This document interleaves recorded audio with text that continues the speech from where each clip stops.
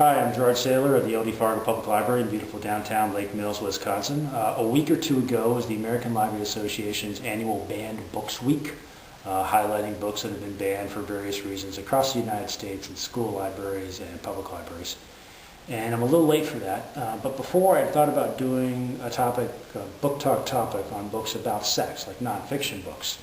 And sometimes the books really check out well, and sometimes they don't check out at all. And I wish I knew what the formula was to decide what did check out well. I'd buy those and just skip the other ones. But sex kind of fits into so many different subject areas and so many different topics. It's really multifaceted depending how you look at it. Romance angle, health, kids growing up in puberty, sexual relationships, the workplace. There's all sorts of stuff. And so what I did was I pulled a bunch off the shelf, and I put them into several different categories of my own making. Like for instance, I have one here that's kind of sexual information for adults, kind of like sex ed and guides to good sex. Kind of memoir and autobiography. Young adult, which is really pretty much educational and kind of learning. Recreational reading, and even comic books. Marvel romance. These are reprints from 1960 to 1972 of romance comic books aimed at girls and printed by Marvel. Blankets by Craig Thompson. Craig Thompson grew up in Wisconsin, I think in the 1970s, maybe the 1980s, in a very religious family. I think he had a really intense romantic relationship with his girlfriend at the time when he was a teenager.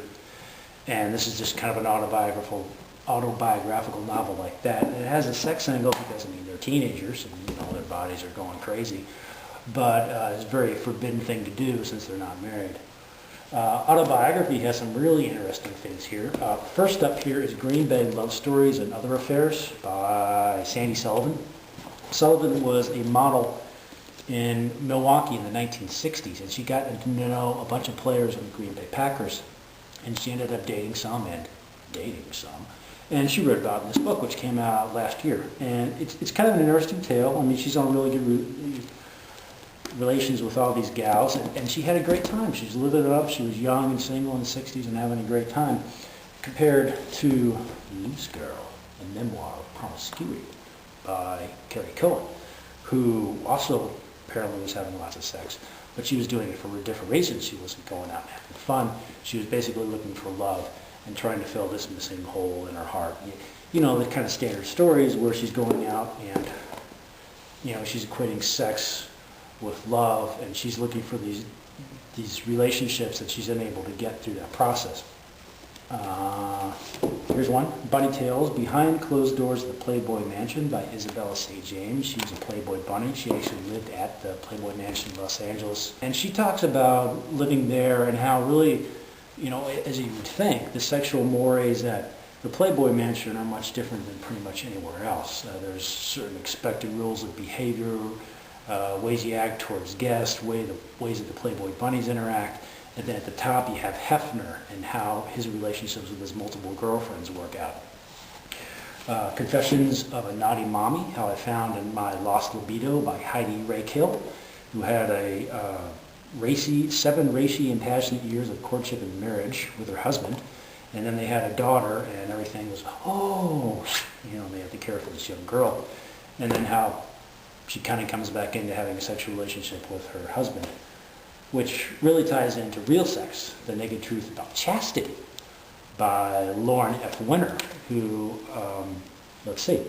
Lauren Winner speaks candidly about the difficulty and the importance of sexual chastity. Nuance and wit, she talks about her own sexual journey, never dodging tough terms like confession and sin. She grounds her discussion of chastity first and foremost in scriptures, and it's basically about the difficulty and the importance to her of chastity before marriage. And then there's I'm Sorry You Feel That Way, the astonishing but true story of a daughter, sister, slut, wife, mother, and friend to man and dog by Diana Joseph. Now, the only reason I actually picked this book is because it has the word slut in the front. And because Diana Joseph is from Mankato, Minnesota, which, of course, is right down the road from St. Peter, Minnesota, which, of course, is the home of Gustavus Adolphus College, which, of course, you should have already known. Onward to young adult novels. Now, when we're talking banned books, The three topics that seem to most come up for banning, or for people wanting to censor or just get the book out of the library, are there's sex, politics, and religion.